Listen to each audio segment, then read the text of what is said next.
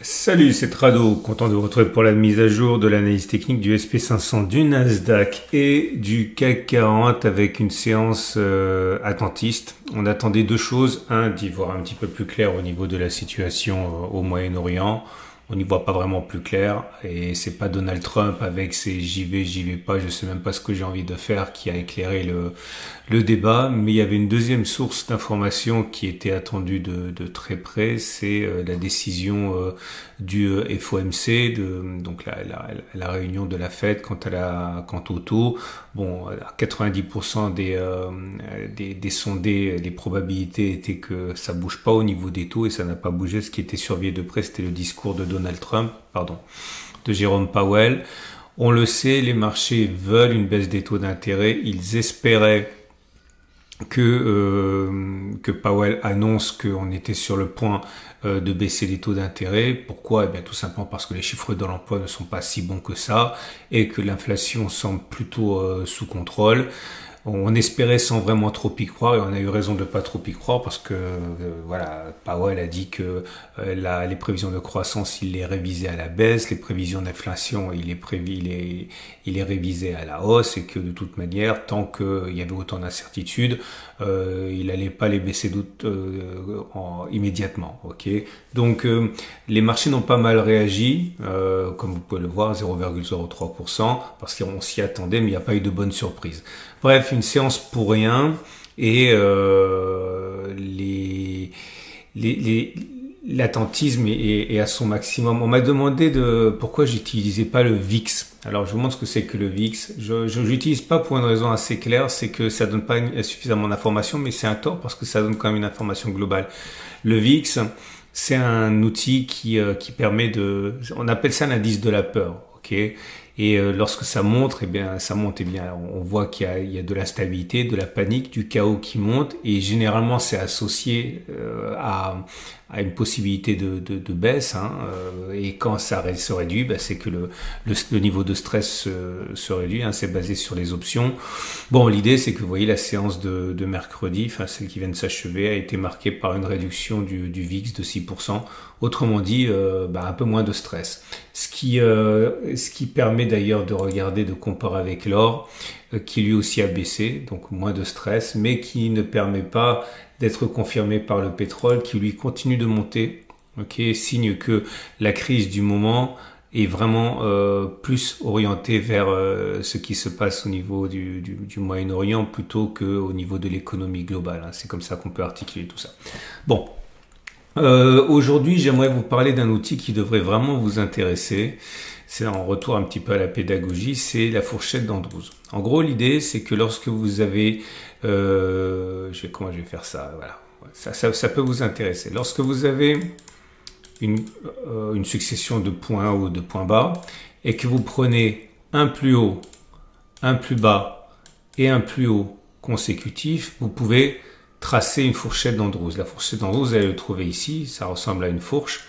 Ok, vous cliquez une fois sur le plus haut, une fois sur le plus bas, une fois sur le plus haut, et vous avez la fourchette d'Andrews qui se signale avec ici la médiane qui est l'objectif qui est plus souvent rallié que l'inverse. Ok, ça fonctionne également dans l'autre sens, mais pour l'instant, je vous montre un autre exemple. Si vous prenez un plus haut, un plus bas, un plus haut consécutif, ok, c'est beaucoup plus compliqué qu'il n'y paraît. Je vais mettre un tutoriel juste en dessous pour vous aider. Un plus haut, un plus bas, un plus haut, et ça vous donne la médiane qui est très souvent rallye. Ok, ça fonctionne également dans l'autre sens, c'est-à-dire que lorsque vous prenez un plus bas, un plus haut, un plus bas, un plus bas, un plus haut et un plus bas, ça fonctionne également. Donc si vous prenez par exemple là un plus bas, un plus haut, un plus bas, vous pouvez également tracer une fourchette d'Andrews. Ok, vous cliquez sur le plus bas, le plus haut, le plus bas consécutif et ça vous donne la médiane qui est très souvent ralliée.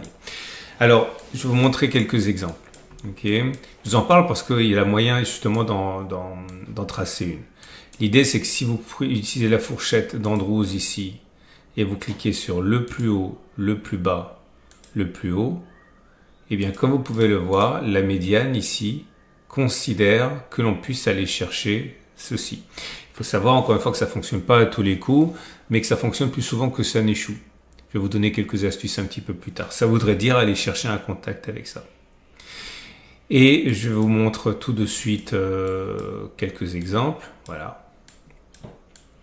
Donc là, on avait un plus haut, un plus bas, un plus haut. Donc on pouvait tracer avec la fourchette d'Andrews un plus haut, un plus bas, un plus haut. Et la médiane a été ralliée ici. Le stop de protection se mettra généralement en cas de clôture au-dessus des précédents sommets. Enfin, le dernier sommet. Attention, il faut entamer la baisse pour considérer qu'on est sur un plus haut. Ok, vous pouvez pas balancer des fourchettes d'Andrews en espérant que ça baisse. Hein. C'est une fois qu'on a commencé à baisser que vous dites ok, on a peut-être une fourchette d'Andrews. Vous voyez, c'est ce que je fais maintenant. Je vois bien qu'on a commencé à baisser, donc je dessine à ce moment-là. Faut pas faire preuve d'anticipation au niveau de la formation du creux. Un autre exemple ici, vous voyez, un plus haut, un plus bas, un plus haut, et la médiane de la fourchette d'Andrews a été touchée ici. Un plus haut, un plus bas, un plus haut, et la fourchette d'Andrews a été touchée ici. Alors oui, là forcément, c'est des exemples que j'ai prévus à l'avance, donc vous dites que ça fonctionne toujours. Non, il n'y a rien qui fonctionne toujours, et ça fonctionne mal, on va dire, entre guillemets, peut-être 4 fois sur 10.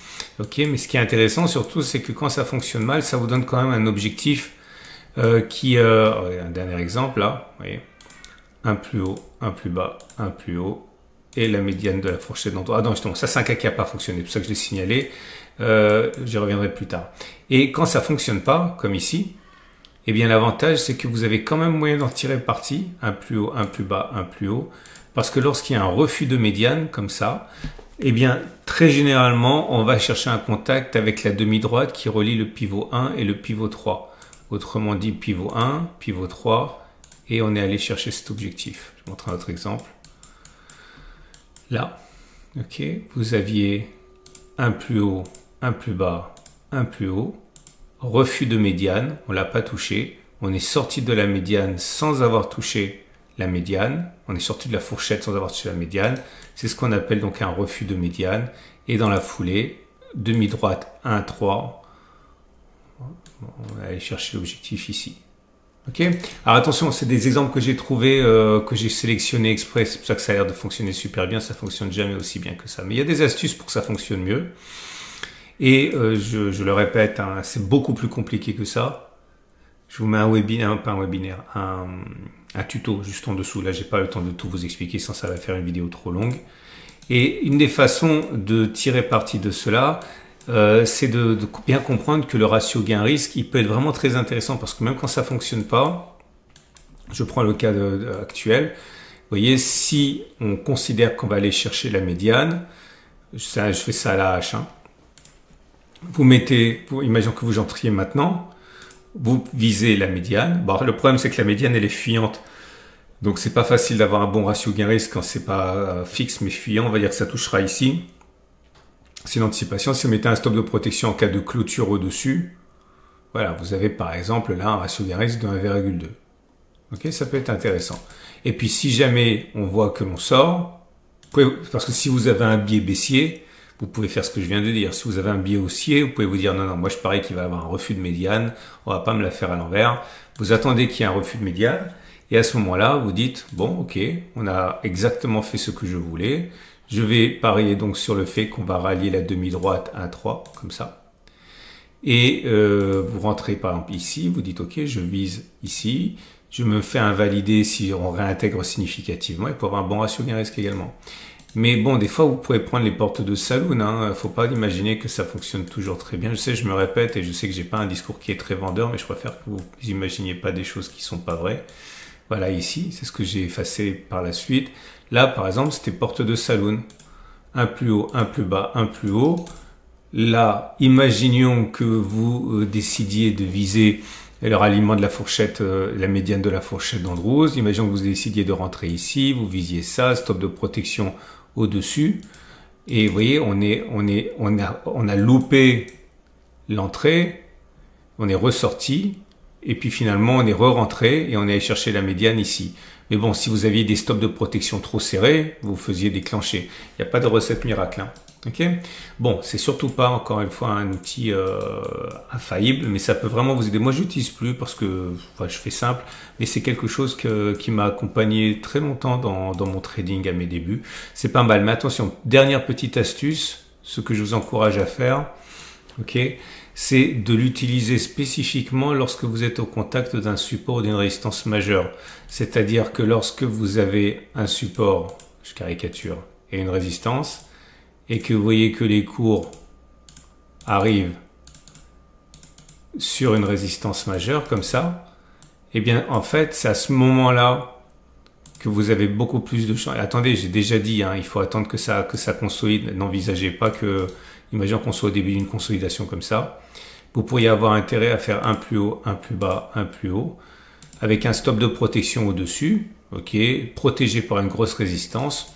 Bon, ça se laisse prendre, hein. Et c'est d'ailleurs pour ça que j'en parle, parce qu'on est sur une zone de résistance majeure. Ce qui nous amènerait, je vous rappelle, à un retour, si ça devait être efficace, comme par hasard, okay, sur le comblement du gap, sur la zone de résistance, etc. Ça peut être pas mal. Et vous comprenez également pourquoi mon stop de protection, il est bien en dessous, hein, pour mon trade que j'ai pris ici. Bon, voilà, j'espère que ça vous aide. Je dis trois choses et je me répète, je le sais. 1. Ne prenez pas ça pour argent comptant, testez, surtout ne le tradez pas avant de l'avoir maîtrisé. 2. Privilégiez les fourchettes d'Andrews qui arrivent et qui vont être déclenchées au contact d'un support ou d'une résistance majeure, préférablement sur une unité de temps supérieure. Et je sais que c'est le plus difficile en fait, hein, parce que les gens pensent que les supports et les résistances c'est facile, mais en fait trouver les supports et les résistances majeures, les plus importantes, c'est très compliqué. Et c'est ça qui demande beaucoup d'expérience, mais c'est encore un autre débat. Et 3, il y a un tutoriel en dessous de la vidéo pour que vous alliez visiter ça. Ok. Bon, voilà, c'est terminé. On va passer au trade. Bon, il n'y a rien à dire de plus, hein, je ne vais pas meubler. Hein. La pression, elle est haussière. On est au contact d'une résistance, donc on renacle à descendre. Si vous avez un biais haussier, eh bien, vous pouvez faire attendre un retour ici. Ok. Vous pouvez également utiliser ce que j'ai expliqué tout à l'heure, à savoir le refus de médiane. Hein. Ok, et là vous pariez sur la hausse, stop de protection en dessous. Vous pouvez avoir un biais baissier, ok, comme j'ai expliqué avec la fourchette d'Andrews, avec un stop de protection au-dessus du pivot 3. Ok, ça se tient.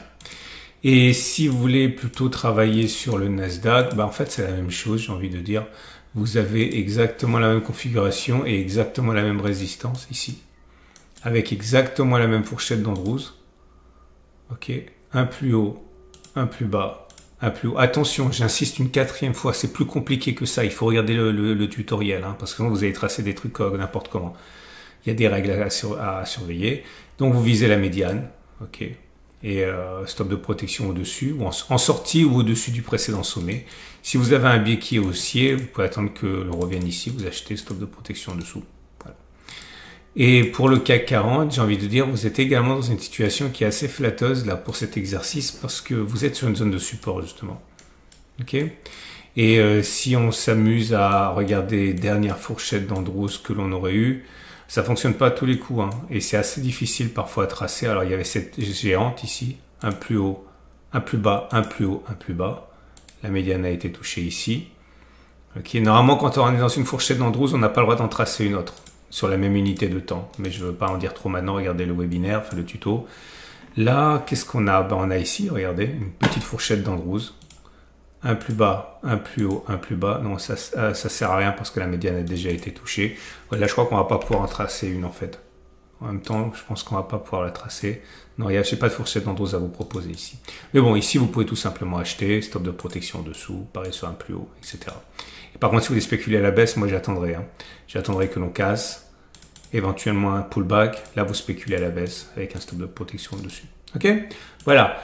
Ça suffit pour aujourd'hui, 14 minutes. Merci infiniment pour les commentaires que vous laissez toujours sur mes vidéos en dessous. Que dire de plus? Excellente journée. Et puis demain pour la mise à jour. Attention, la date de l'ouverture du club des tradosauriens arrive à grands pas. Je vous divulgue encore un élément supplémentaire ce week-end sur ce que vous pourrez trouver si vous décidez de participer à ce club. À demain pour la mise à jour.